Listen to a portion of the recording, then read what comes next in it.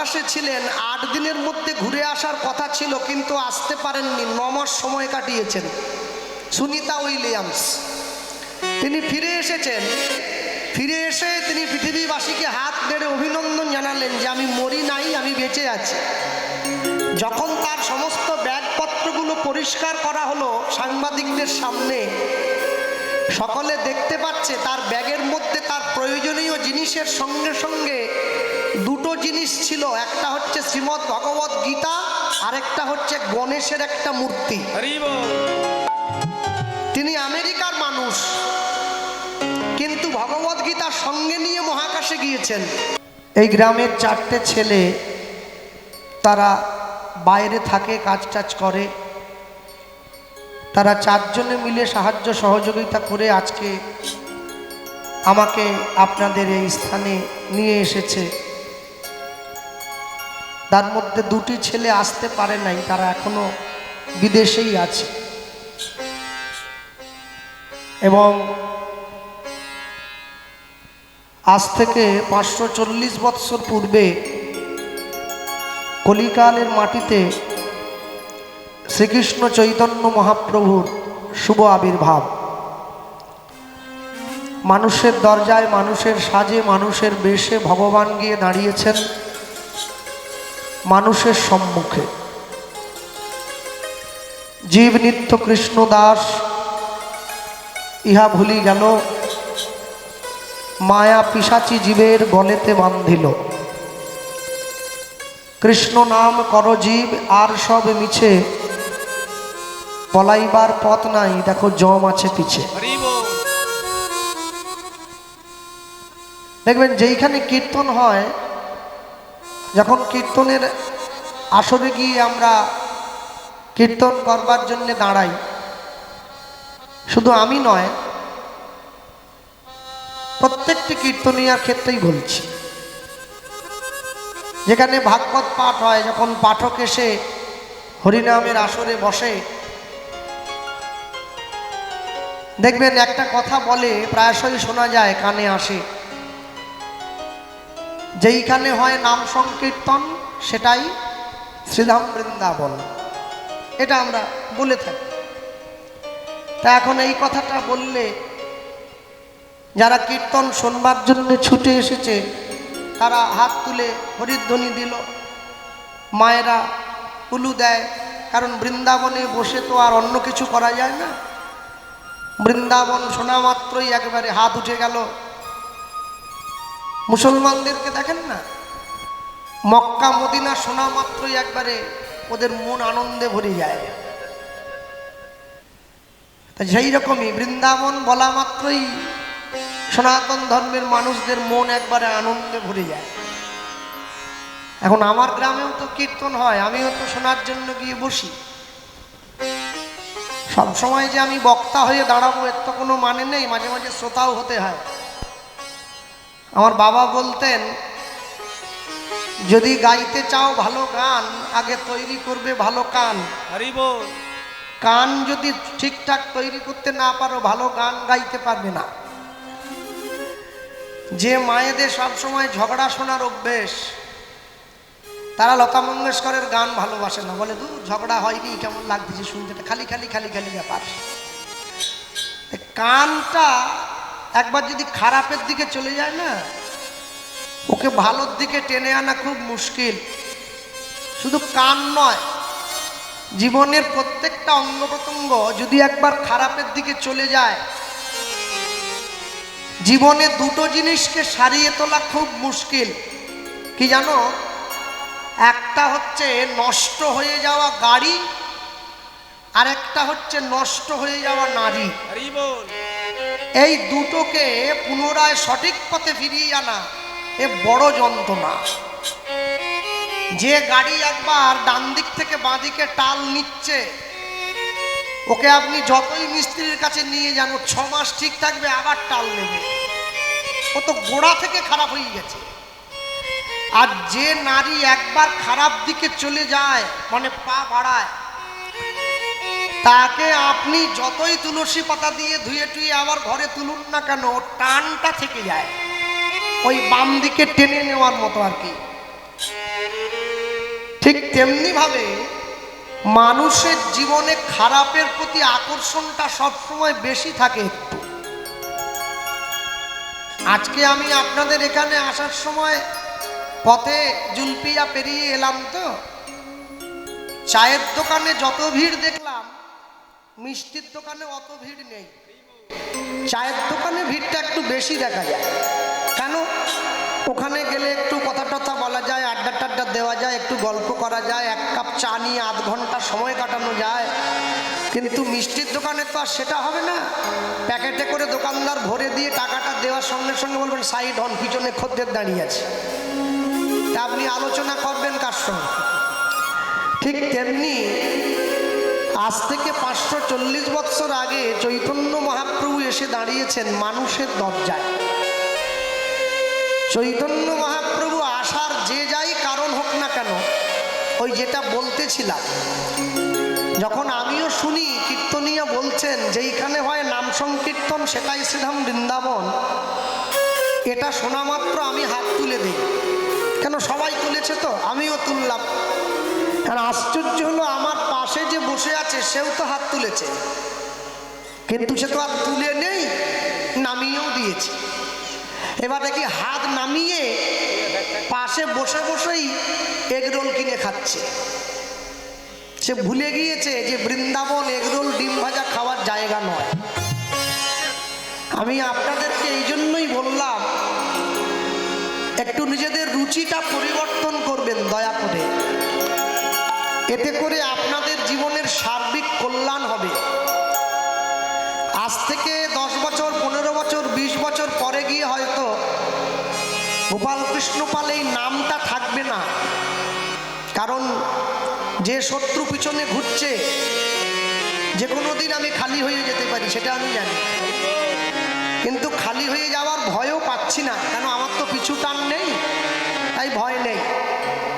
কিন্তু আমি এইটুকু জানিয়ে দিয়ে গেলাম, নিজেদের রুচি পরিবর্তন না করলে ভগবানের মহিমা সম্পর্কে আপনারা অবগত হতে পারবেন না কোনোদিন। আপনি তো মা, আপনি কোন সাহসে ঈশ্বরের সামনে বসে আপনার ছেলে বায়না করলো বলে আপনি ডিম দিয়ে এগরোলটা কিনে এনে ছেলের হাতে দিচ্ছেন?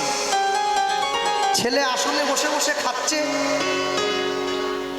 একটু আগুন নিয়ে খেলা করা হয়ে যাচ্ছে না মনে হয়? কি আগুন নিয়ে খেলা করতে গেলে আগুন কিন্তু হাত পুড়িয়ে দেবে। আগুন বুঝবে না যে আমি না জেনে ওতে হাত দিলাম। আগুনের ধর্ম দহনত্ব, জলের ধর্ম প্লাবত্ব, পশুর ধর্ম পশুত্ব, মানুষের ধর্ম তার মনুষ্যত্ব। আমি বৈষ্ণব হলাম, ভক্ত হলাম, নামের মালা নিলাম, কপালে তিলক দিলাম, দাদর সঙ্গে স্বরূপ করলাম, একাদশীর দিন বাড়ির দোতলার বারান্দায় দাঁড়িয়ে দাঁড়িয়ে মালা জপ করছি। আমার বাড়ি হচ্ছে পশ্চিম মেদিনীপুর, খুব গরমের জায়গা। পূর্ব মেদিনীপুর থেকে 60-70 কিলোমিটার। তো গরমকালে সমস্ত কলের লেয়ারগুলো ফেল হয়ে যায়, জল উঠতে চায় না। বাড়ির কলটায় ঝিরিঝিরি করে জল পড়ছে। আমি দোতলার ছাদ থেকে দেখতে পাচ্ছি মালা জপ করতে করতে গ্রামের মা বোনেরা এসে বাড়ির কল থেকে জল নিয়ে যাচ্ছে।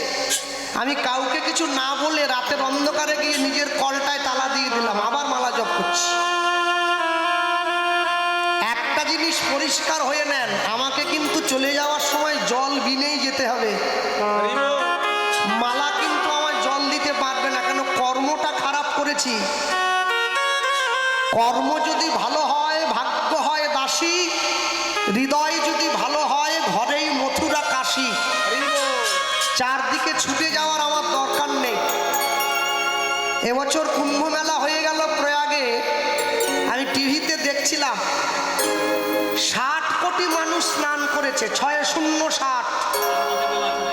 আপনাদের এখানে কেউ আছে কিনা বলতে পারবো নি, তবে আমার গ্রামে খুব একটা কেউ ছিল নি, সকলে ঝেঁটিয়ে চলে গিয়েছিল। আমি আর আমার মা বোধহয় বাদ ছিলাম। গান ছিল না, মানুষ শুধু বাস ভর্তি করে করে চলে যাচ্ছে। কোথায় যাচ্ছ? বলে কুম্ভে ডুব দেবো, স্বর্গে চলে যাব। তা আমি বলি কি, এই 60 কোটি মানুষ যদি স্বর্গে যায়, তাহলে তো দেবতাদেরকে জুলপিয়া চলে আসতে হবে, জায়গা তো থাকবে নি, আর সব তো ভর্তি হয়ে যাবে। 60 কোটি মানুষ স্বর্গে চলে গেলে দেবতাদের থাকার জায়গা কোথায়? শুনুন, গঙ্গা স্নানের দেহ পবিত্র হয়, মন কোনোদিন পবিত্র হয় না। পাপ কিন্তু দেহ করে না, পাপ করে মন। মা জানে বাপ, মন জানে পাপ। আপনি যদি যতবার গঙ্গাসাগরে গিয়ে ডুব দেন না কেন, আপনি মন শুদ্ধ করতে পারবেন না। মনকে শুদ্ধ করতে গেলে আপনাকে চোখের জলের গঙ্গাতে ডুব দিতে হবে, তবে শুদ্ধ হবে। আপনি যদি ঘরের কোনায় বসে ঈশ্বরের নাম নিয়ে নয়ন জলে ভাসতে ভাসতে সেই জলে আপনার দেহটাকে স্নান করিয়ে নিতে পারেন, এর থেকে বড় গঙ্গা আর জগতে কিছু হয় বলে আমার মনে হয় না। মানুষের আশা অনেক, মানুষের চায়ও অনেক, কিন্তু পূরণ করবার মালিক তিনি। যতটুকু চাইবেন অতটুকুই পূরণ হবে, আর যেটা চাইবেন না সেটা কোনো দিনের জন্য পূরণ হবে না।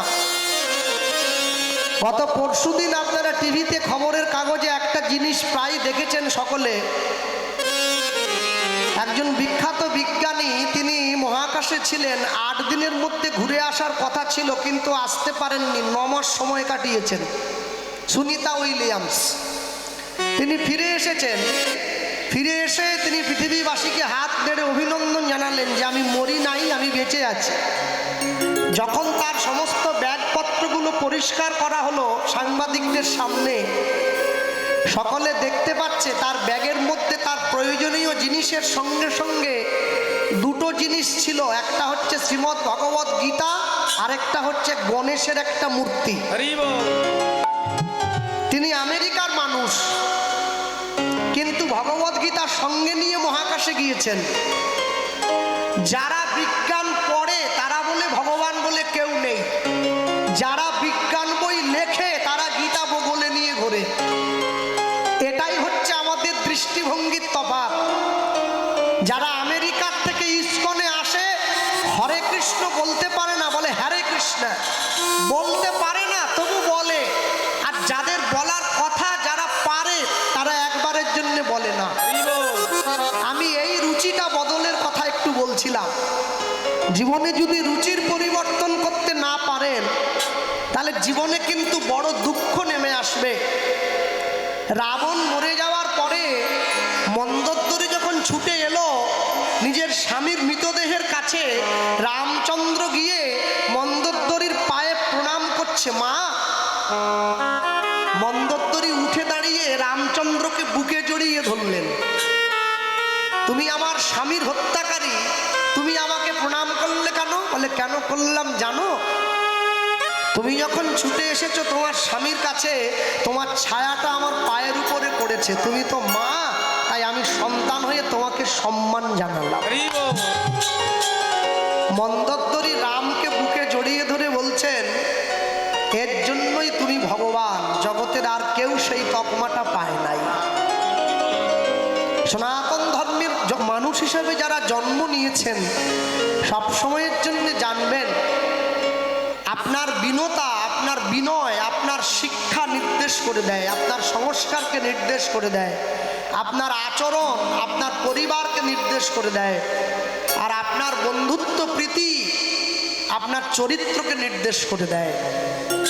তাই জীবনে যা কিছু করবেন, যা কিছু করলেন, সবার আগে যদি সম্ভব হয় একটু নিজের রুচিটার পরিবর্তন করবেন দয়া করে। যে গ্রামে হরিনাম হচ্ছে, যে গ্রামে কীর্তন হচ্ছে, আমি একবারও বলবো না সেই গ্রামের লোক আমিষ খাবে না, কিন্তু আমি এইটুকু বলতে চাই যে কদিন গ্রামে হরিনাম হবে, সেটা একদিন হোক চাই 2 দিন, এই 2টো দিন আপনারা বাড়িতে হোক, নিজেদের ঘরে হোক, দোকানে হোক, আমিষ খাওয়াটা বন্ধ রাখুন। এতে গ্রামের মানুষের কল্যাণ হবে, এতে আপনাদের সকলের কল্যাণ হবে। আমি তো আপনাদের দক্ষিণ 24 পরগনায় আসলেই শুনি, দাদা আজ আমাদের ভাত হবে না। কেন? আজ আমাদের হরিনাম। ও, ভাত হবে না, আর দোকানে গিয়ে ডিম চাউমিন খাওয়া হবে। কি নিয়ম? হ্যাঁ, উনুন জ্বলবে না। কেন জ্বলে না? যাতে গ্রামের মানুষ শীতলতা প্রাপ্ত হয়, ঈশ্বরের করুণা শীতল, গ্রামের অশান্তির আগুনটা নিভে যায়। বাইরের উনুনটা নিভিয়ে দিয়ে ভেতরের উনুনটা জ্বালছেন কি জন্যে? দুটো দিনের তো ব্যাপার। আর যারা আত্মীয় টাত্মীয় এসছে, আত্মীয় তো বলবো না, কুটুম বলবো, যারা কুটুম টুটুম এসছে একটু বোঝান তাদেরকে যে হ্যাঁ রে, একটা দিনের তো ব্যাপার, একটু দাঁড়িয়ে যা, কালকে নগর কীর্তনটা হয়ে যা, মহাপ্রভুর ঘরটা বেরিয়ে যা, তারপর দেখবি একবারে মুরগির ঘরে নিয়ে গিয়ে ঢুকিয়ে দেবো, ধরবি আর খাবি, বেরোবার দরকার নেই, ওইখানে বসে থাকবি, যতক্ষণ ইচ্ছে খেতে থাকবি, একটা দিন দাঁড়িয়ে যা। মনে রাখবেন সব সময়ের জন্যে দক্ষিণ 24 পরগনা প্রত্যেকটা হরিসভায় গিয়ে আমি এই কথাটা প্রচার করি। আজও আপনাদের এখানে করলাম। যারা জ্ঞানীগুণীজন বসে আছেন, কমিটির বয়স্ক বৃদ্ধজন আছেন, তারা আমার কথাটা একটু বিচার করবেন। ভক্তমণ্ডলী, ভক্তিমতী মায়েরা, চলুন। এই যে চৈতন্য মহাপ্রভুকে আপনারা দেখছেন, যে মহাপ্রভু দুটো হাত তুলে দাঁড়িয়ে আছেন, খালি গায়ে কোনো পোশাক পরেননি, একটা সাদা ধুতি পরেছেন, একটা উত্তরী নিয়েছেন। চৈতন্য মহাপ্রভু সুভাষচন্দ্র বসুর মতো হাত বাড়িয়ে ঘোড়ার পিঠে চেপে মানুষকে বলেননি, give me blood I shall give you freedom, তোমরা আমাকে রক্ত দাও, আমি তোমাদের স্বাধীনতা দেবো। তিনি সুকান্ত ভট্টাচার্যের মতো গালে হাত দেননি, বিবেকানন্দের মতো পাগড়ি পরেননি। তাকিয়ে দেখুন, খালি গায়ে আছে। কেন বলুন তো? চৈতন্য মহাপ্রভুই কলিযুগের মানুষকে প্রথম আত্মসমর্পণ করতে শিখিয়েছিলেন, এইভাবে হাত তুলে। দুটো হাত না তুললে আত্মসমর্পণ হয় না। রাম হাত তুলে নেই, কৃষ্ণ হাত তুলে নেই, নারায়ণ হাত তুলে নেই, বিষ্ণু হাত তুলে নেই, মহাপ্রভু হাত তুললেন। কেন বলুন? একটাই কারণ, মহাপ্রভু জানতেন আত্মসমর্পণ না করলে কলিযুগের জীব কোনোদিন নিস্তার পাবে না, তাই আত্মসমর্পণ করতেই হয়। 144 ধারা যেখানে জারি হয়, পুলিশ নিয়ম করে দিয়েছে হাতটা তুলে যেতে হবে, নামালেই গুলি করে দেবে। এই যে হাত তুলে থাকা চৈতন্য মহাপ্রভুকে যিনি আমাদের মাঝে এনে দিয়েছেন, আমরা তার কথা আজকে শুনছি। হরিসভায় বসে যার কথা শুনবো, তিনি আমাদের এই পাড়ের এই বাংলার মানুষ নয়, তিনি ওই বাংলার মানুষ, যাকে আপনারা বাংলাদেশ বলেন। আগে তো একসঙ্গে ছিল, 71-এর মুক্তিযুদ্ধের পরে ভাগ হয়েছে, ওটা বঙ্গদেশ, এটা পশ্চিমবঙ্গ বা ভারতবর্ষ। এই যে দুটো জায়গা ভাগ হয়ে গেল, এই বাংলাদেশের ফরিদপুর জেলার কাঞ্চনপল্লী গ্রামের এক বিধবা মায়ের 11 বছরের ছোট ছেলে, যার নাম হচ্ছে বাসুদেব দত্ত, বৈষ্ণব হয়েছে। 11 বছরের ছেলে মায়ের কাছে গিয়ে প্রশ্ন করছে, মা আমায় বলতে পারো কোথায় গেলে গৌর পাওয়া যায়? মা বলছে, খোকা, ভারতবর্ষে নবদ্বীপ বলে একটা জায়গা আছে, পশ্চিমবঙ্গের মধ্যে পড়ে, তুই যদি নবদ্বীপে যেতে পারিস, গৌর পেলেও পেতে পারিস। শুরু থেকে লীলা মাধুর্য গাইছি, অনেক বড় আছে, বলতে হবে, অনেক কথা বলার আছে। মায়ের চরণে প্রণাম করে ছেলে আসছে গৌর খোঁজার জন্যে। লীলা মাধুর্য পরম বৈষ্ণব মহাজন শ্রীল বাসুদেব দত্ত ঠাকুরের শ্রী গৌরাঙ্গ। মায়ের চরণে প্রণাম করে ছেলে চলে আসছে, রাস্তায় যাকেই দেখছে তাকেই বলছে, আমায় বলুন না কোথা গেলে গৌর পাই? ওই মহাজন লিখছেন, বলি গোরা গুনে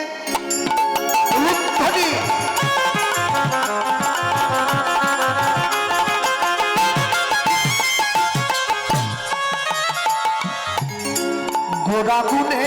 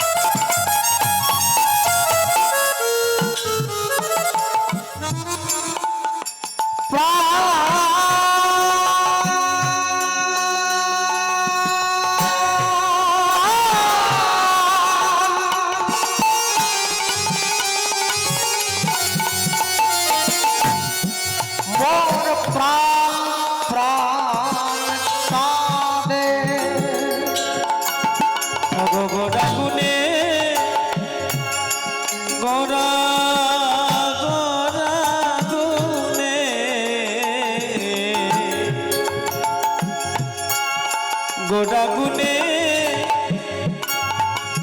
প্রাণ কাঁদে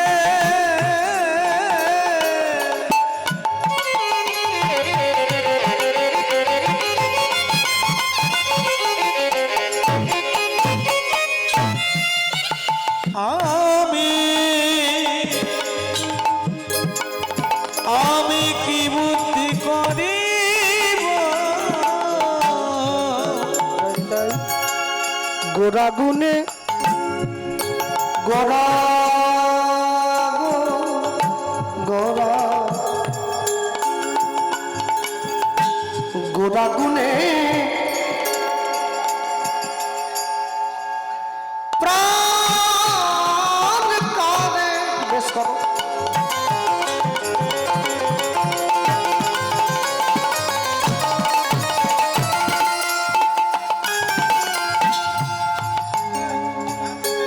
আমি কি বুদ্ধি করিব অগোগোড়া গুনে প্রাণ কাঁদে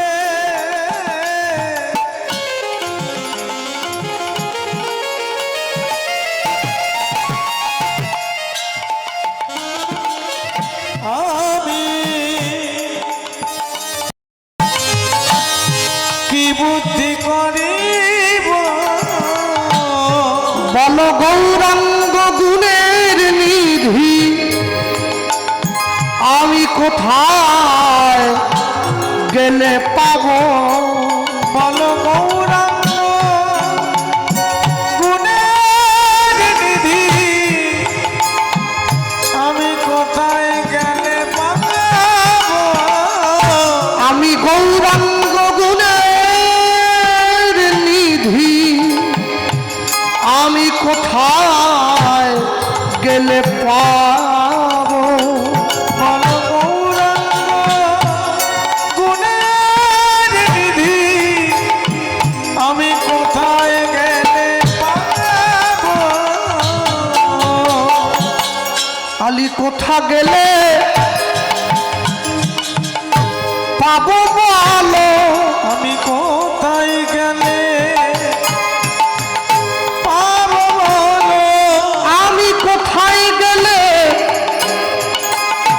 পাবো বলো আমি কোথায় গেলে ইকোটা কমাও পাবো বলো আমার মন বড় ব্যাকুল হইল আমি কোথায় গেলে পাবো বলো শুধু দুনয়নে আসে জল আমি কোথায় গেলে পাবো বলো আমার চিত্ত বড় ব্যাকুল হইল কোথায় গেলে পাবো বলো অগো উপায় তোমরা বলে দাও গো আমি কোথায় গেলে পাবো বলো বলে গৌর বিহারে মন চঞ্চল হইল কোথায় গেলে পাবো বলো শুধু দুনয়নে আসে জল নিতাই গেলে পাবো গৌর বলো দুনয়নে আছে কোথায় গেলে পাবো বলো দুনয়নে আছে আমি কোথায় গেলে পাবো বলো অগো গৌরাঙ্গ গুণের নিধি কোথায় গেলে পাবো অগো গৌরাঙ্গ গুণের নিধি কোথায় গেলে পাবো কারোর যদি বাড়িতে টিভিতে ছবি না আসে তাকে টিভির মিস্ত্রির কাছে যেতে হয় কলের মিস্ত্রির কাছে গেলে টিভিতে ছবি আসে না মুদিখানার জিনিস শেষ হয়ে গেলে মুদিখানার দোকানদারের কাছে যেতে হয় সবজির দোকানে গেলে মুদিখানার জিনিস পাওয়া যায় না ভগবানের সঙ্গে সাক্ষাৎ করতে গেলে ভক্তের কাছে যেতে হয় অভক্তের কাছে গেলে ভগবান পাওয়া যায় না আপনি যেখানে সেখানে গিয়ে যাত্রার কাছে ঈশ্বরের খোঁজ করবেন আপনি পাবেন না আগেকার দিনের বয়স্ক লোকেরা মেয়ে দেখতে গেলে মেয়ের বাড়িতে গিয়ে ছেলের বাড়ির লোক মেয়ের মাকে বলতে একটা কড়াই আর খুন্তি নিয়ে আসুন তো আমাদের মেদিনীপুরের দিকে বলতো বলে কেন কড়াই খুন্তি দিয়ে কী করবে বলে আনুন না এবার শুধু কড়াই আর খুন্তিটা মেঝেতে রেখে দিয়ে মেয়েকে বলতো মা একটু খুন্তিটা নাড়ো তো ও কড়ার মধ্যে খুন্তি নাড়া দেখলেই বোঝা যায় রান্নায় কতটা পটু আদৌ পারবে না সব কেটে কুচিয়ে ফেলবে ওটা মানুষে জানতো, আমরা তো জানি না, বয়স্কদের মুখে শুনেছি ছোটকালে। তা এখন তো আর সে প্রথা নেই। এখন তো বিয়ে করতে যাওয়ার আগেই মেয়ের বাবা বলে দেয়, আমার মেয়ে কিন্তু রাঁধতে পারবে নি, জামাই তোমাকে কিনে খেতে হবে। হ্যাঁ, সারা জীবন পাউরুটি খেতে খেতে জামাই আর মেয়ে পাউরুটির মতো হয়ে পড়েছে। মাঝখানটা ফোলা, পিছনটা পুড়িয়ে গেছে, যে কোনো মুহূর্তে গলিয়ে পড়বে, শেষ। হ্যাঁ, মায়ের হাতের আটার রুটির যে স্বাদ, ও পাউরুটিতে পাওয়া যায় না। জগতে যে জিনিসটা ভালো হয় তার বিজ্ঞাপনের দরকার পড়ে না। একলা হয়ে তোমার জন্য দাঁড়িয়েছিলাম গলির কোণে, ভাবি আমার মুখ দেখাবো, মুখ ঢেকে যায় বিজ্ঞাপনে। যে জিনিসটা ভালো হয় তার জন্য বিজ্ঞাপনের দরকার নেই, যেটা খারাপ ওর জন্য বিজ্ঞাপনের দরকার হয়। ঠিক তেমনি ভালো মানুষ চেনা যায় হাতে আর পায়ে, মন্দ মানুষ চেনা যায় ভাষা ব্যবহারের গায়ে। যে মানুষটা ভালো হয় না, তার হাত পা, তার কথা বলাটাই সুন্দর। আর যে মানুষটা মন্দ হয় তার কথাবার্তাগুলোই খারাপ, ওটাই বোঝা যায় মানুষটা ঠিক না। দেখবেন, আমার কথায় একটু দুঃখ পাবেন না, যে দোকানদার দোকানের উপরে লিখে রাখে সততাই আমাদের একমাত্র মূলধন, honesty is the best policy, ও সব থেকে বড় চিটিংবাজ। ওর দোকানে খবরদার ঢুকবেন না। যে সৎ হয় তাকে লেখে জানাতে হচ্ছে আমি সৎ। মানুষ আপনাকে দেখলেই তো চিনে যায়। মহাজন কি বলেন, যাকে দেখিলে মুখে আসে কৃষ্ণ নাম, জানিবে সেই বৈষ্ণব, তাকে করিবে প্রণাম। তাহলে যে প্রকৃত বৈষ্ণব হয়েছে সে কি গায়ে চিঠি নিয়ে ঘুরে বেড়াচ্ছে আমাকে প্রণাম করো আমি বৈষ্ণব? সে জানে যার ভালো লাগবে সে এসে এমনিতেই আমাকে প্রণাম করবে। মনে রাখবেন, পৃথিবীর থেকে চলে যাওয়ার আগে সমস্ত কিছুর হিসেব দিয়ে এখান থেকে যেতে হবে। আপনি এমনি এমনি যেতে পারেন না। এতক্ষণ পর্যন্ত যাদেরকে ধরে ধরে প্রশ্ন করছে এক দুই করে, কেউ বলতে পারছে না। কে বলে কে গৌর, কোথায় বাড়ি, কোথায় থাকে, চিনি না, জানি না, বলতে পারবো না। এই বলতে বলতে বলতে বলতে যে খাবে চিনি তাকে যোগায় চিন্তামণি। ভক্তের সঙ্গে দেখা হয়ে গেছে, ভক্তের কাছে গিয়ে দাঁড়িয়ে বলছে, আপনি আমায় বলতে পারেন কোথায় গেলে গৌর পাওয়া যায়? সেই ভক্ত ছেলেটাকে কাছে ডেকে বলছে, বাবা এইটুকু ছোট্ট ছেলে, তুমি কোথার থেকে এসছো তা তো জানি না, কিন্তু তুমি আমায় বলো গৌরের সঙ্গে তোমার কি দরকার? আগে সেটা তো আমি আপনাকে বলবো না, যার সঙ্গে দরকার তার সঙ্গেই কথা বলবো। আপনি শুধু আমায় বলুন কোথায় গেলে গৌর পেতে পারি। বলে শোন এদিকে, এই যে মেঠো পথটা দেখছিস, মাটির রাস্তা, হ্যাঁ এই মাটির রাস্তা দিয়ে সোজা চলে যাবি, একটা গ্রাম পড়বে, যে গ্রামের পাশ দিয়ে গঙ্গা বয়ে গেছে ওই গ্রামটার নাম নবদ্বীপ, ওইখানে গৌর আছে। তাহলে তো ডায়মন্ড হারবারের পাশ দিয়েও গঙ্গা বয়ে গেছে, তাহলে কি ডায়মন্ড হারবার নবদ্বীপ? ডায়মন্ড হারবারে গঙ্গার পাড়ে বসে তো মেয়েরা সিগারেট খায়, নবদ্বীপে খায় নাকি? বলে না, সেটা কেন হতে যাবে? তাহলে এমন একটা কিছু পরিচয় বলুন যেটা বললে ঝট করে চিনিয়ে নিতে পারবো। বলে যে গ্রামের প্রত্যেকটি মানুষের মুখে, কি ছেলে কি মেয়ে কি নারী কি পুরুষ, সবার মুখে গৌরের নাম শুনতে পাবি, সেই গ্রামটার নামই নবদ্বীপ। যারা বৃন্দাবনে গিয়েছেন যদি যান দেখবেন, বৃন্দাবনের মুসলিম যারা না, তারাও পর্যন্ত বলে রাধে রাধে। এখানেই বোঝা যায় ওরা বৃন্দাবনের মানুষ। হ্যাঁ, আগে আগেতে তো রিক্সাতে কোনো হর্ন ছিল না, রাধে রাধে বললে সাইড হয়ে যেত। এখন তো রিক্সা নেই, টোটো উঠেছে, টোটোতে হর্ন আছে, কিন্তু যাদের টোটো পুরনো হয়ে গেছে ওরা হর্ন রাখে না, ওরা আপনার কাছে এসে চেঁচিয়ে বলে রাধে রাধে, বললেই পিছনের সামনের লোক ভাবে টোটো আসতেছে, সরে যেতে হবে। ওটা বৃন্দাবনের পরিচয়। ঠিক তেমনি ভাবে ওই লোকটি যখন পরিচয়টা দিয়ে দিয়েছে, ছেলেটা এক পা দু পা করে সোজা এসে পতিত পাবনী মা গঙ্গার পাড়ে দাঁড়িয়ে মা গঙ্গাকে প্রণাম করে বলছে, মা আমি যেন গৌরের খোঁজটা নিয়ে নিতে পারি। ঠিক এমন সময় দেখতে পাচ্ছে একজন বয়স্ক লোক এই পথেই আসছে গঙ্গা স্নান করার জন্য। আচ্ছা, মাথা নেড়া, মাথায় একটা শিকা আছে, আর ওই ডোর কৌপিন বহির্বাস পড়া আছে, মুখে গৌরের নাম। ও বুঝে নিয়েছে এই তাহলে গৌরের ঘরের লোক, একে ধরতে হবে। হ্যাঁ, আমি তো সবসময় বাড়ি থাকি না কীর্তনের জন্যে, মাঝে মাঝে আমি বাড়ি যাই না, কিছু লোক আসে, ছাদ থেকে দেখি স্যুট বুট পরা আছে, গলায় একটা টাই ঝোলানো, হাতে একটা ব্যাগ। আমার মা বলে ওই দেখ এলআইসির লোক আসছে। দেখে বোঝা যায় এলআইসির লোক।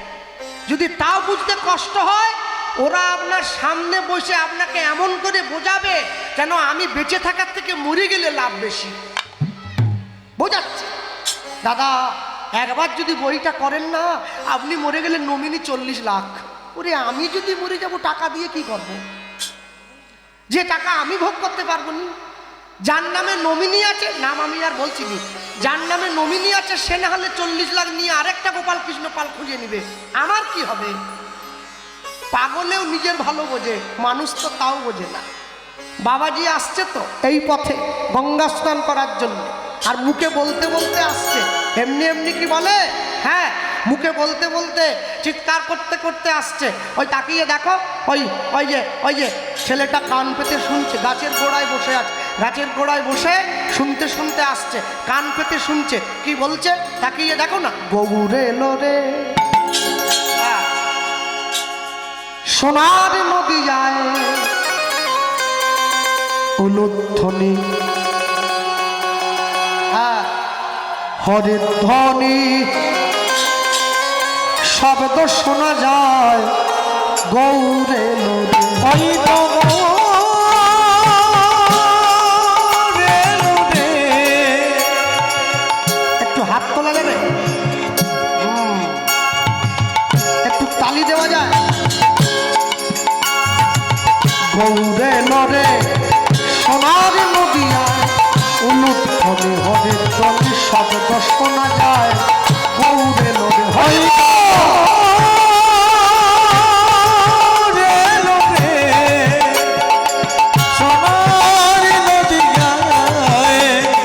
উলুধ্বনি ঘরে ধ্বনি শব্দ শোনা যায় মোদের গৌরে লোরে। গৌরে লোরে সঙ্গে নিতাই এলো রে, ওই না গৌরে লোরে সঙ্গে নিতাই এলো রে। গৌরে লোরে সঙ্গে নিতাই এলো রে। মায়ের হাত নামিয়েছে কারা?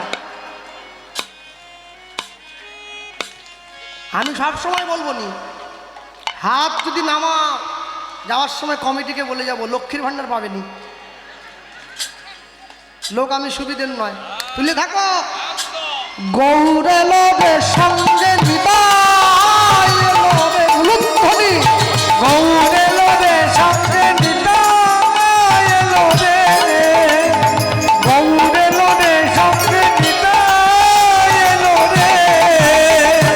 গৌরে লোরে সোনার নদিয়া উলুধ্বনি, হরির ধ্বনি শব্দ শোনা যায় গৌরে লোরে। ওই তো গৌরে লোরে সোনার নদী গায় উলুধ্বনি ঘরে ধ্বনি শব্দ শোনা যায় মোদের গৌরে লোরে। কে কে তোরা নাম নিবি রে, ছুটে ছুটে আয়। একে তোরা নাম নিবি রে, ছুটে ছুটে আয়। প্রেম জীবের লাগি নিতাই গৌর আপনে বিলায়। প্রেম জীবের লাগি নিতাই গৌর আপনে বিলায়। প্রেম কলসে কলসে ঢালে তবু না ফুরায়। প্রেম কলসে কলসে ঢালে তবু না ফুরায়।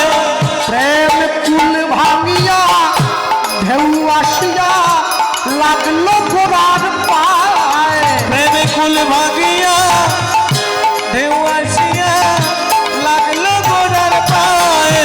ওই তো গৌরে লরে সোনার নদিয়া উলুধ্বনি, হরির ধ্বনি শব্দ শোনা যায় মোদের গৌরে লরে। ওই তো গৌরে সোনার নদী গায় উলুধ্বনি ঘড়ি ধ্বনি শব্দ শোনা যায় মোদের বাহুতে লোরে ওই বাহুরে লোরে সোনার নদিয়া উলুধ্বনি ঘড়ি ধ্বনি শব্দ শোনা যায় মোদের বাহুতে লোরে ওই বাহুতে লোরে সোনার নদী গায় উলুধ্বনি ঘড়ি ধ্বনি শব্দ শোনা যায় বাহুতে লোরে।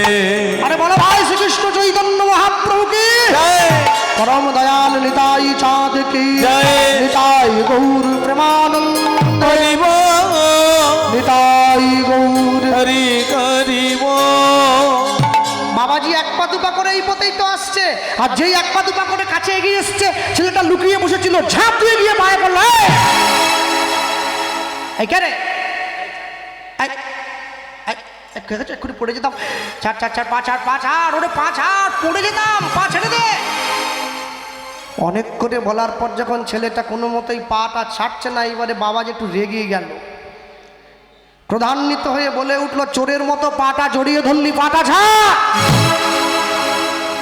যেই চোর বলে দিয়েছে পাটা ছেড়ে দিয়ে উঠে দাঁড়িয়ে বাবাজির দিকে আঙুলটা বাড়িয়ে বলছে, মুখ সামলে কথা বলো। হ্যাঁ, তুই না বলে বিনা দোষে আমার পা জড়িয়ে ধরলি, আমায় আবার মুখ সামলে কথা?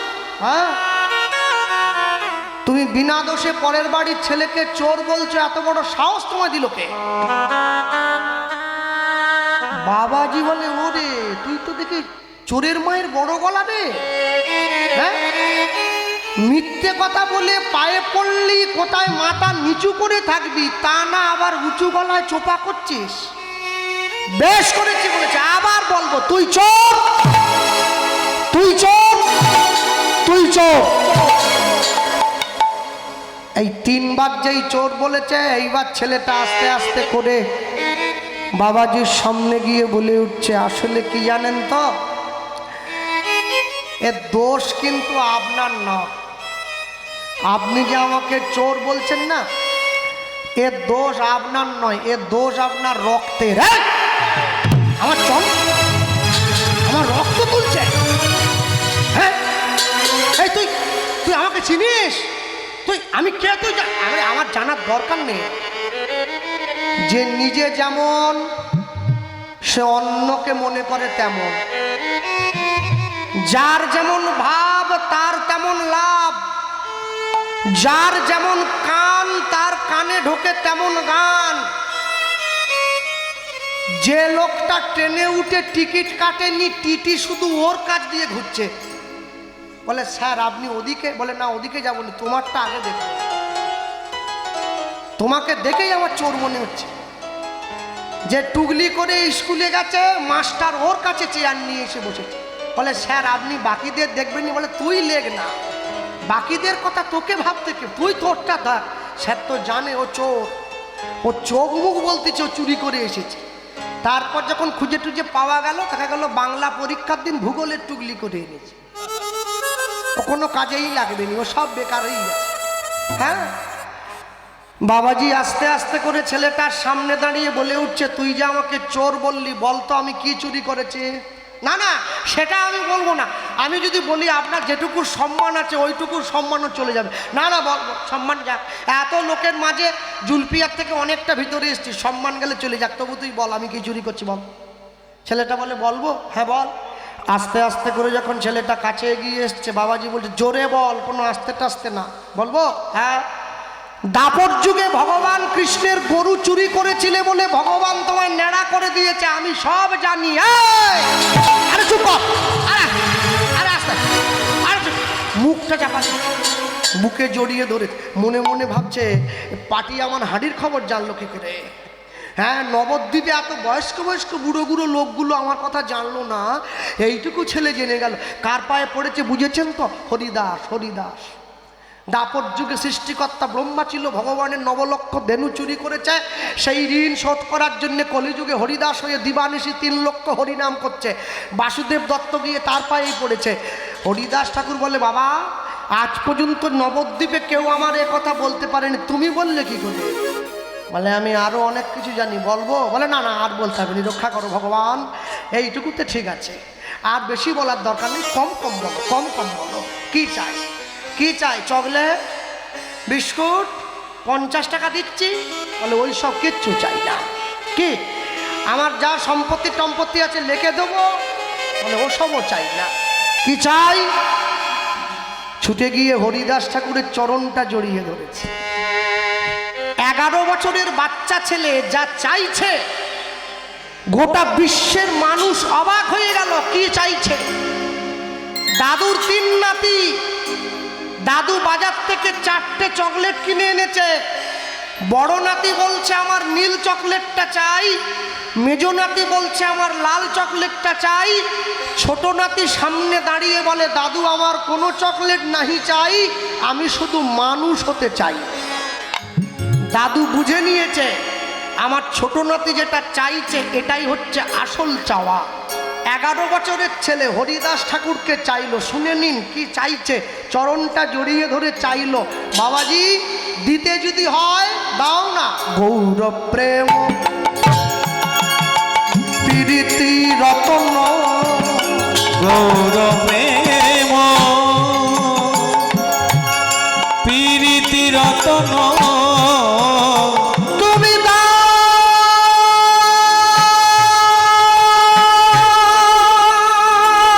তুমি দাও।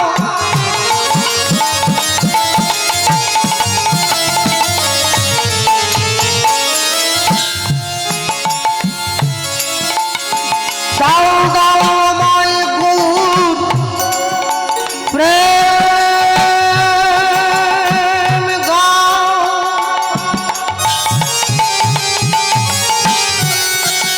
আমায় গৌর প্রেম দাও, আমায় গৌর প্রেম দাও। গৌর প্রেম প্রীতি রতন, গৌর প্রেম প্রীতি রতন, করমরে তুমি, করমরে তুমি দাও।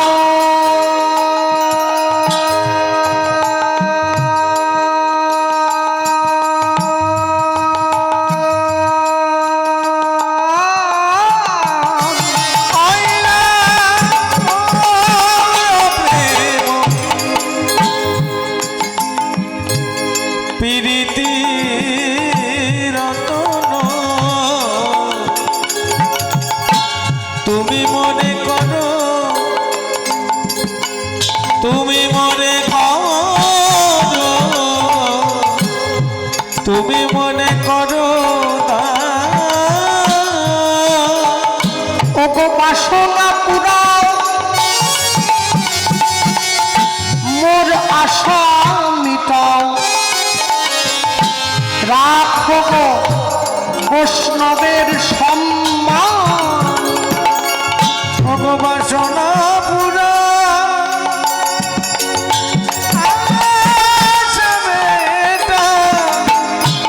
রাখো গে বৈষ্ণবের সম্মান।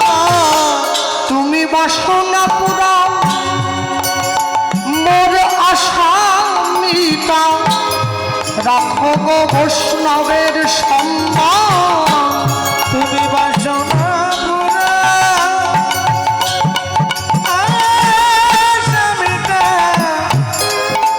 রাখো গে বৈষ্ণবের সম্মান। তুমি কৃপা করে দান করো হে, তুমি কৃপা করে দান করো গে,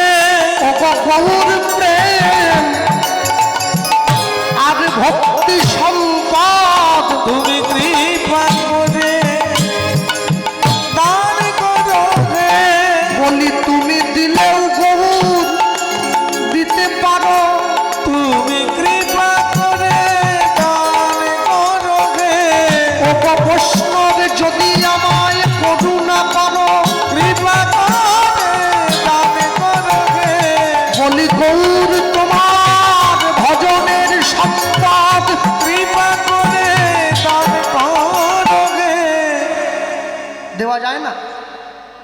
দেওয়া যায় না? রামকৃষ্ণদেবের শিষ্যের নাম কি? গিরিশ। রামকৃষ্ণদেবকে গিয়ে বলছে, ঠাকুর তোমার নাম তুমি ফিরিয়ে নাও। ঠাকুর বলে, হ্যাঁ রে গিরিশ, এ কি নোলেন গুড়ের মিষ্টি নাকি তোকে দিলুম আর তুই আমাকে ফিরিয়ে দিচ্ছিস? না না, তুমি যখন আমার কানে নাম দাও, তুমি কি বলেছিলে? নাম জপ করতে হবে প্রতিদিন। আমার সময় নেই, আমি পারবো না, তোমার নাম তুমি নিয়ে নাও। ঠাকুর বলে, তোর সময় নেই কেন? তুই কি করিস রে? বলে, সকাল থেকে উঠে বাজার করা, চা খাওয়া, একটু দোকানে যাওয়া, রোজগারের চিন্তা করা, তারপরে দুপুরবেলা খাওয়া দাওয়া, তারপরে একটু ঘুমানোর ব্যাপার আছে, বিকেলবেলা একটু বন্ধু বান্ধবদের সঙ্গে আড্ডা দেওয়া, তারপরে যাত্রা থিয়েটারে রিহার্সেলে যেতে হয়, তারপরে সন্ধেবেলা ঘরে এসে লেখালেখি করতে হয়, রাত্রিবেলা খেয়ে দিয়ে যখন ঘুমোতে গেলাম, শুয়ে যখন তোমার নাম করব, আমার স্ত্রী আমায় এসে বলে, আমায় একটু আদর করো।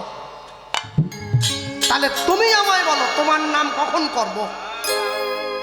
রামকৃষ্ণ দেব বলে, এ তো বড় চিন্তার বিষয়, সত্যি তুই খুব ব্যস্ত। এই কি যেন বললি রাত্রিবেলা? রাত্রিবেলা কি খেলাম? না না, তারপর খেয়ে গিয়ে বিছানা শুয়ে পড়লাম। তারপরেরটা কি বললি বল?